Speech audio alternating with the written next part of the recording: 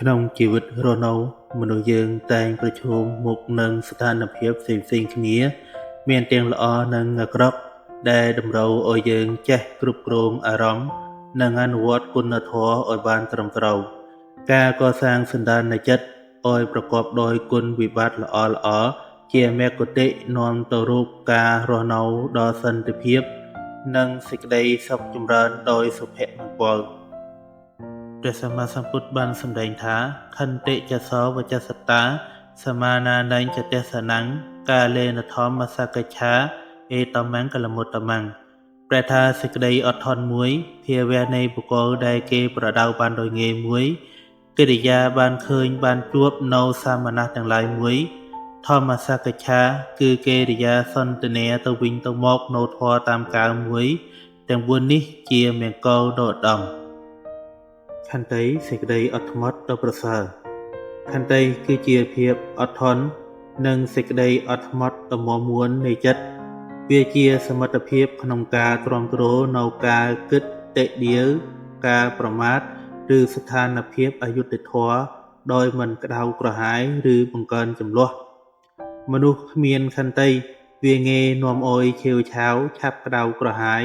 និងតបពេញដោយពាក្យទ្រគោះឬសកម្មភាពហិង្សាដែលធ្វើឲ្យបញ្ហាកាន់តែធ្ងន់ធ្ងរឡើងផ្ទុយទៅវិញអ្នកមានខន្តីគេជៀសវាងការឆេវឆាវដោះស្រាយបញ្ហាដោយស្មោះត្រង់និងប្រើប្រាស់ពិចារណាញាណក្នុងការយកចិត្តទុកដាក់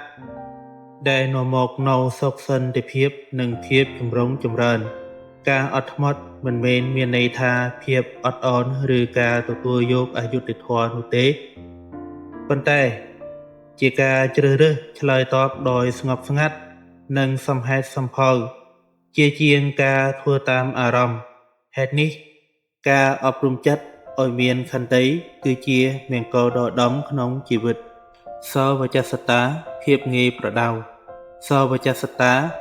សំដៅលើភាពរបស់បុគ្គលដែលងាយណែនាំងាយប្រដៅនិងចេះទទួលយកដំបូន្មានពីអ្នកដទៃមនុស្សដែលងាយប្រដៅតែងគោរពតាមពាក្យប្រៀនប្រដៅរបស់ឪពុកម្ដាយគ្រូបង្រៀនឬចាស់ព្រឹទ្ធាចារ្យព្រោះគាត់យល់ដឹងអំពីតម្លៃនៃការបត់ពិសោធន៍និងចេះគោរពអ្នកមានគុណការមានចិត្តបើកទូលាយនិងមិនប្រកាន់ខ្ជាប់នឹងមេនះអាត្មាជាចំណុចដ៏សំខាន់ក្នុងការទទួលយកចំណេះដឹងថ្មីៗនិងកែលម្អខ្លួនបន្តិចម្ដងប៉ុន្តែក្នុងពេលជាមួយគ្នាត្រូវចេះប្រើប្រាស់ប្រាជ្ញាក្នុងការជ្រើសរើសទទួលយកដំបូន្មានល្អៗនិងជៀសវាងការចូលលុះក្នុងរឿងអាស្រូវឬគំនិតវិនាសកម្មមនុស្សដែលងាយប្រដៅតែមានឱកាសរៀនសូត្រនិងរីកចម្រើនក្នុងជីវិតព្រោះគេទទួលបានចំណេះដឹងនិងការណែនាំដ៏មានតម្លៃ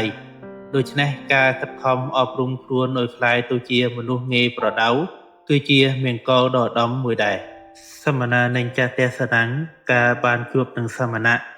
ការបានជួបនឹងសមណៈឬពុព្វជិតដែលមានគុណធម៌គឺជាឱកាសមួយដ៏ល្អប្រសើរក្នុងជីវិតសមណៈទាំងឡាយគឺជាអ្នកដែលលះបង់កាមគុណនិងបួសបង្ហាត់ចិត្តឲ្យស្ងប់រងាប់ការបានជួបនៅពួកគាត់ផ្ដល់នៅឱកាសស្ដាប់នៅធម៌និងទទួល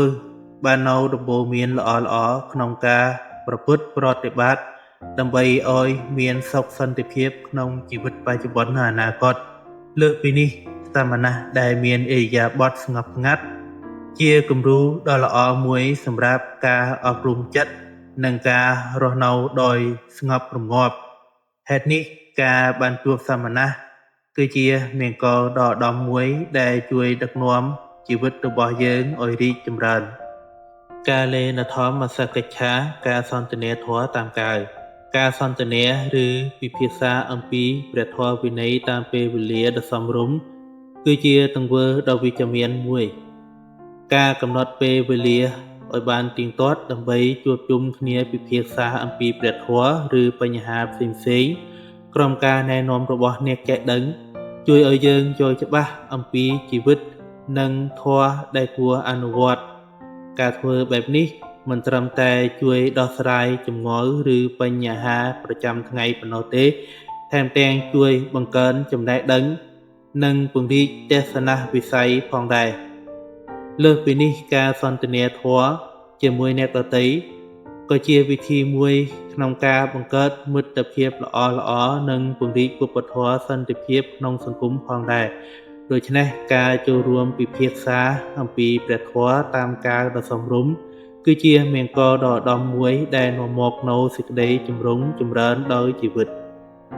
សរុបសេចក្តីមកមង្គលទាំងឡាយ4ប្រការគឺសេចក្តីអត់ធន់មួយភាវៈនៃបុគ្គលដែលគេប្រដៅបានដោយងាយមួយកិរិយាបានឃើញបានជួបនៅសាមណៈទាំងឡាយមួយធម្មសកិច្ឆាគឺកិរិយាសន្ទនាទៅវិញទៅមកនៅធម៌តាមកាលទាំងឡាយមួយគឺជាមូលដ្ឋានដ៏មាំមួនសម្រាប់ការកសាងជីវិតដ៏សុខសាន្តនិងចម្រើនដោយមង្គលគុណធម៌ទាំងនេះមិនត្រឹមតែផ្ដល់ផលល្អដល់អ្នកអនុវត្តប៉ុណ្ណោះទេថែមទាំងជួយជំរុញឲ្យសង្គមមានសន្តិភាពនិងវឌ្ឍនភាពទៀតផងដែរសូមអរគុណអ្នកទាំងអស់គ្នាដែលចំណាយពេលវេលាដ៏ពិសេសសម្រាប់តាមដានស្ដាប់សូមជូនពរអ្នកទាំងអស់គ្នាបាននូវពរទាំងឡាយ4ប្រការគឺអាយុវណ្ណៈសុខៈពលៈជម្រាបលាអ្នកទាំងអស់គ្នា